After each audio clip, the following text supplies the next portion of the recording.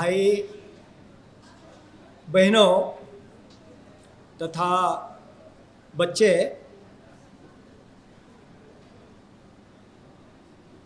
पैगाम WTP और कई सामाजिक संगठनों के माध्यम से जो ये वैचारिक आंदोलन चल रहा है, इसके लिए मैं इन संगठनों के कार्यकर्ताओं को बधाई देता हूं। आज WTP के माध्यम से मुझे इधर इनवाइट किया गया, इसलिए मैं WTP के जो पदाधिकारी हैं उनका आभार व्यक्त करता हूं। ये जो वैचारिक परिवर्तन जो निरंतर चल रहा है, तो ये बहुजन समाज के लिए एक बड़ी बात है, क्योंकि वैचारिक परिवर्तन के माध्यम से ही हमारा विरोधी जो है ये समाप्त होगा, अन्यथा मुश्किल बात है। तो इसलिए जो ये निरंतर वैचारिक परिवर्तन हो रहा है, इसलिए हमारा बहुजन समाज बड़े पैमाने के ऊपर जागरूक हो रहा है। अभी इधर वर्गीकरण की बात आई है, तो मैं कहना चाहूँगा कि जो 1 अगस्त को सुप्रीम कोर्ट का जजमेंट आया,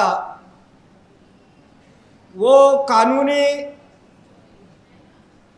गलत है। इसलिए गलत है कि इसके पहले 9 जजेस के बेंच ने SC और ST को अलग रखते हुए उन्होंने जजमेंट दिया है, क्योंकि ये मुद्दा उस जजमेंट में आया था। तो जस्टिस जीवन रेड्डी जो 9 बेंच का जो लीड कर रहे थे, तो उन्होंने खुद होकर SC और ST को अलग रखा। तो इसलिए अभी जो 7 जजेस का बेंच था, तो वो 9 जजेस के बेंच को जो है जजमेंट को ओवर रूल नहीं कर सकता। तो इसलिए मैंने ये बात आपके सामने रखी है कि ये जो जजमेंट है ये कानूनी गलत है। तो कोई बात नहीं, हम वर्गीकरण की बात को लेकर अभी चिंता व्यक्त कर रहे हैं, लेकिन बड़ा वर्गीकरण हुआ इसके तरफ हमारा ध्यान नहीं है। बड़ा वर्गीकरण कब हुआ? ये महात्मा फुले इन्होंने अपने गुलामगिरी किताब में लिखा है, प्रस्तावना में, कि ब्राह्मणों ने अपने स्वार्थ के लिए बहुजन समाज को हजारों जातियों में बांट दिया और ये इकट्ठा ना आए, इसलिए इनमें आपसी द्वेष की भावना पैदा की। तो ये वर्गीकरण के ऊपर हमारा कोई ध्यान नहीं है। लेकिन मैं आपको बताना चाहूँगा कि पिछले 50 साल से इस वर्गीकरण को खत्म करने के लिए हम प्रयास कर रहे हैं। और इससे बड़ी बात मैं आपको बता दूं कि महात्मा फुले, इनको बाबा साहब डॉक्टर अंबेडकर इन्होंने अपना गुरु क्यों माना? क्या बात रही? बाबा साहब डॉक्टर अंबेडकर इन्होंने, महात्मा फुले इनको अपना गुरु इसलिए माना कि महात्मा फुले इन्होंने समाज के दो वर्ग बनाए, एक सेठजी भटजी जिसको हम ब्राह्मण बनिया कहते हैं, और दूसरा शूद्र अतिशूद्र जिसको हम आज बहुजन समाज कहते हैं। ये दो वर्ग बनाकर महात्मा फुले ने इस उच्च नीचता की सामाजिक व्यवस्था के ऊपर एक ये लगाया, उसको तोड़ दिया, उसको जख्मी किया। तो ये महात्मा फुले ने क्रांति की, इसको हम क्रांति बोल सकते हैं। और इसको लेकर अगर हम कार्य करते हैं तो फिर हमारा मुकाबला कोई नहीं कर सकता। इसलिए तो हम कहते हैं कि हम बहुजन समाज के लोग 85 to 90% है। तो ये फार्मूला लगाकर हम पिछले 50 साल से कार्यरत है। और मैं आपको बता दूं कि आज बहुजन समाज की जो ताकत है वो पूरे देश में बहुत बड़ी ताकत बन गई है। इसलिए हमारा जो विरोधी है वो घबरा गया है, और वो घबरा गया है लेकिन हमको डरा रहा है और हम भी डर रहे हैं। एक बात समझ लेना बहुत जरूरी है कि बहुजन समाज बड़े पैमाने के ऊपर देश भर में संगठित हो रहा है। ये नॉन पॉलिटिकल और नॉन रिलीजियस रास्ते से ये कार्य कर रहा है। तो बड़ी अड़चन उनको ये है कि राजनीति में जो लोग हैं उनको तो कभी भी हम खरीद सकते हैं, अपना सकते हैं, कुछ भी कर सकते हैं, लेकिन ये लोग सामाजिक परिवर्तन का कार्य कर रहे हैं जिनके माध्यम से SC, ST, OBC और माइनॉरिटी के लोग जो है एक विचार के ऊपर संगठित हो रहे हैं। ये उनको डेंजर लग रहा है, इसके लिए जो है वो परेशान है। लेकिन आपने यही कार्य करना है। ये फॉर्मूला जो है ये सबको लागू होता है। फिर जो कोई राजनीति में कार्य कर रहे हो या कोई धार्मिक कार्य कर रहे हो या सामाजिक कार्य कर रहे हो, ये महात्मा फुले का जो फॉर्मूला है, सेठजी भटजी और शूद्र अतिशूद्र, ये हमारे पास हुक्मी एक का है।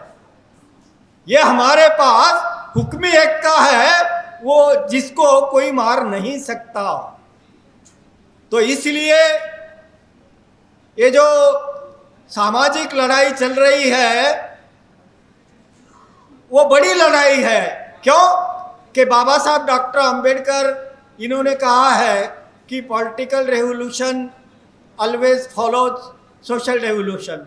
पहले सामाजिक क्रांति होती है और उसके पीछे पीछे राजनीतिक क्रांति आती है। तो इसलिए हमारा क्या कर्तव्य बनता है?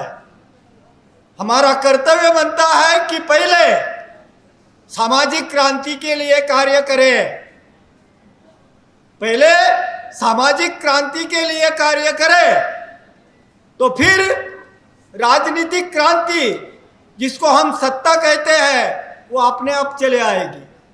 यह सामाजिक क्रांति का बाय प्रोडक्ट है, उप उत्पत्ति है। तो इसलिए हम सब ने मिलकर जो है सामाजिक क्रांति का कार्य करना चाहिए। जब बाबा साहब डॉक्टर अंबेडकर भारत सरकार के श्रम मंत्री थे तो उन्होंने लखनऊ में अपने भाषण में कहा था एक सभा में कि अगर अनुसूचित जाति और पिछड़ा वर्ग इकट्ठा आता है तो वहाँ पर जो पंडित बैठे थे मुख्यमंत्री के रूप में, तो उन्होंने उनके सामने कहा था कि ये अगर लोग इकट्ठा आता है तो पंडित, ये क्या नाम है उनका भूल गया मैं, कि हाँ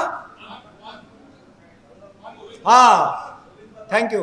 पंडित वल्लभ पंत जैसे ब्राह्मण वर्गीय लोग मेरे जूते के तस्मे खोलने में फक्र महसूस करेंगे। तो इस बात को जो है हमने ध्यान में रखना बहुत ज़रूरी है। तो ये अगर हम काम करते हैं तो फिर हमारा मुकाबला कोई नहीं कर सकता। हमारा मुकाबला जो है कोई कर नहीं सकता, लेकिन हमको कुछ बातों की परहेज रखना पड़ेगी कि सामाजिक परिवर्तन कार्य में जो राजनीतिक लोग हैं उनको अलग रखना पड़ेगा, और जो सामाजिक कार्य कर रहे हैं उनको ये घोषणा करना पड़ेगी कि हमारी कोई पॉलिटिकल पार्टी नहीं है, ना हमारी कोई पॉलिटिकल पार्टी होगी। हम यही कहते हैं पैगाम के माध्यम से कि सारी बहुजनों की पार्टियां, राजनीतिक पार्टियां हमारी है, सारी बहुजनों की राजनीतिक पार्टियां हमारी है, लेकिन हम किसी के नहीं। हम जो है किसी के नहीं। इसका मतलब हमारा काम है सामाजिक परिवर्तन का, समाज को अच्छा बनाने का। तो जब समाज अच्छा बनेगा तो राजनीति भी अच्छे लोग आएंगे। इसके लिए महात्मा फुले कहते हैं कि without true behaviour no human being on the earth can lead a happy life. तो इसलिए हमारा जो बिहेवियर होना चाहिए वो सत्य का होना चाहिए। अगर हमारा बिहेवियर सत्य का नहीं है तो फिर हम कुछ नहीं कर पाएंगे, हमारे जीवन में आनंद पैदा नहीं होगा। तो इसलिए ये कार्य करते करते जो ऊंच नीचता की सामाजिक व्यवस्था है उसको खत्म करना जरूरी है, क्योंकि यह व्यवस्था वैसे ही बरकरार रखकर अगर आप प्रधानमंत्री भी बन जाते हैं, अगर आप प्रेसिडेंट ऑफ इंडिया भी बन जाते हैं, तो आपको कोई मूल्य नहीं है, आपका कोई मान सम्मान नहीं करेगा। आपने देखा होगा कि प्रेसिडेंट ऑफ इंडिया जो आप पहले अनुसूचित जाति के थे, अभी अनुसूचित जमाती के हैं, तो उनको भी मंदिर में नहीं जाने देते। तो इससे आप अंदाजा करो कि इस ऊंच नीचता की सामाजिक व्यवस्था में हमारा स्टेटस क्या है, हमारा कोई मान सम्मान नहीं है। तो इसलिए हमारा एक ही लक्ष्य होना चाहिए कि जो उच्च नीचता की सामाजिक व्यवस्था है, जिस सामाजिक व्यवस्था में बहुजनों का कोई मान सम्मान नहीं है, उसको समाप्त करना चाहिए। ये हमारा लक्ष्य होना चाहिए। इतनी ही बात को मैं आपके सामने रखकर मैं रजा लेता हूं। आपकी जय भारत।